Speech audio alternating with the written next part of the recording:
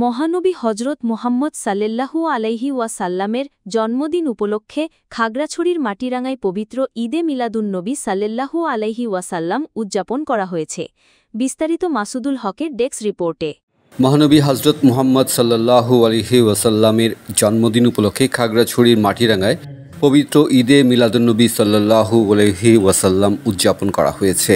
শুক্রবার সকাল 9:30টায় আহলে সুন্নাত ওয়াল জামাতের উদ্যোগে জশ্নে জুলুস ও মিলাদ মাহফিলের আয়োজন করা হয়। প্রথমে মাটিরাঙ্গা উপজেলার প্রধান রাজপথে এক বর্ণাঢ্য জুলুস বের হয়। এতে অসংখ্য নবী প্রেমিক জনতা অংশগ্রহণ করেন। জুলুস শেষে স্থানীয় পরিষদের হলরুমে অনুষ্ঠিত হয় মিলাদ, কিয়াম ও দোয়া মাহফিল। অনুষ্ঠানে প্রধান অতিথি ছিলেন আহলে সুন্নাত ওয়াল জামাত মাটিরাঙ্গা শাখার সভাপতি মাওলানা নুরুল আবছার ভূঁইয়া। বিশেষ অতিথি হিসেবে উপস্থিত ছিলেন গাউসিয়া কমিটির মাটিরাঙ্গা সভাপতি মাওলানা গোলাম মোস্তফা।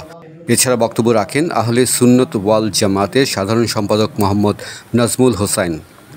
আয়োজকরা জানান, এই আয়োজনে সহযোগিতা করেছেন আইনশৃঙ্খলা রক্ষাকারী পুলিশ প্রশাসন, স্থানীয় সাংবাদিক বৃন্দ ও মানবিক সংগঠন মাটিরাঙ্গা ব্লাড ডোনার ফোরাম। তাদের সহায়তায় অনুষ্ঠানটি সুন্দরভাবে সম্পন্ন করা সম্ভব হয়েছে।